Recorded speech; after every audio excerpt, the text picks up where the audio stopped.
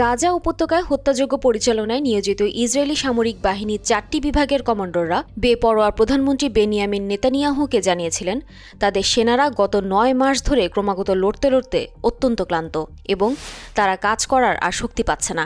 এসব কথাকে ইসরায়েল বিরোধী গুজব বলে উড়িয়ে দেওয়া যাবে না, কারণ এসব তথ্য খোদ দেশটির সম্প্রচার কর্তৃপক্ষের প্রতিবেদন থেকেই জানা গেছে।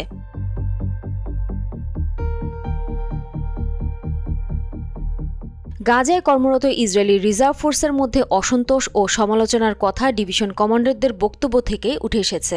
আল্ট্রা অর্থোডক্স ইহুদিদের সাথে সামরিক দায়িত্ব ভাগাভাগি করার ক্ষেত্রে যে অসমতা এবং অপর্যাপ্ত মজুরির মতো সমস্যা রয়েছে সেগুলো নিয়েও চলছে কথাবার্তা। কমান্ডাররা সতর্ক করে বলেছেন যে যুদ্ধক্ষেত্রে সামরিক বাহিনীর কর্মক্ষমতার উপর এসব বিষয় নেতিবাচক প্রভাব ফেলছে।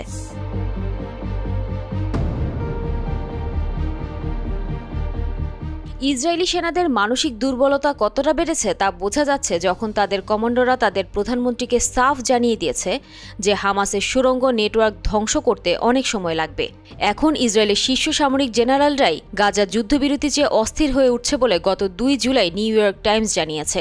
সংবাদপত্রটি গাজায় যুদ্ধবিরতির সমর্থক বর্তমান এবং প্রাক্তন ইসরায়েলি জেনারেলদের সাক্ষাৎকার নিয়েছে। তারা সম্ভবত লেবাননে হিজবুল্লাহর সাথে একটি যুদ্ধবিরতির চেষ্টা করছে। তারা বিশ্বাস করতে শুরু করেছে যে এটি তাদের বর্তমান নড়বড়ে দুর্বল অবস্থার সবচেয়ে উপযুক্ত সমাধান।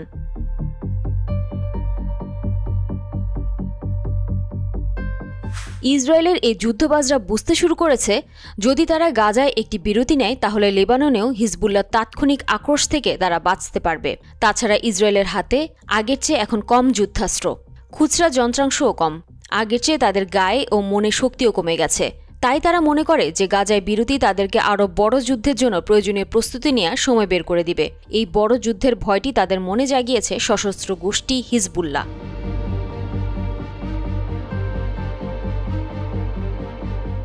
ইসরায়েলি সংবাদ মাধ্যম থেকে সম্প্রতি জানা গেছে যে ইসরায়েলি দখলদার সামরিক বাহিনী আগামী দিনে রাফা আর দক্ষিণ গাজায় তাদের অভিযান বন্ধ করার পরিকল্পনা করছে। গাজার উপর বর্তমান যুদ্ধের অবসান ঘটাতে চাইছেন তারা। রাফা অভিযানের সমাপ্তি এবং গাজা যুদ্ধের প্রকৃতি নাটকীয়ভাবে পরিবর্তন করার বিষয়ে সিনিয়র সামরিক নেতাদের সাথে নেতানিয়াহু আলোচনা করছেন বলেও জানা গেছে।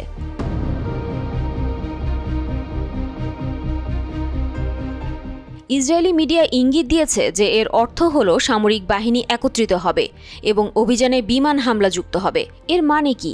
ইসরায়েলি সেনাদের বিশ্রামের সুযোগ দিয়ে বিমান হামলার পথ বেছে নিচ্ছে ইসরায়েল। হামাসকে হারানো অসম্ভব বুঝতে পেরেও নিরীহ ফিলিস্তিনি হত্যাকাণ্ড অব্যাহত রেখে পৃথিবীবাসীর চোখে ধুলা দিতে চাইছে বেনিয়ামিন নেতানিয়াহু। নিজের ক্ষমতার মেয়াদ পূর্ণ করার লোভেই প্রাণনাশী যুদ্ধ টেনে লম্বা করতে চাইছে এই যুদ্ধবাজ।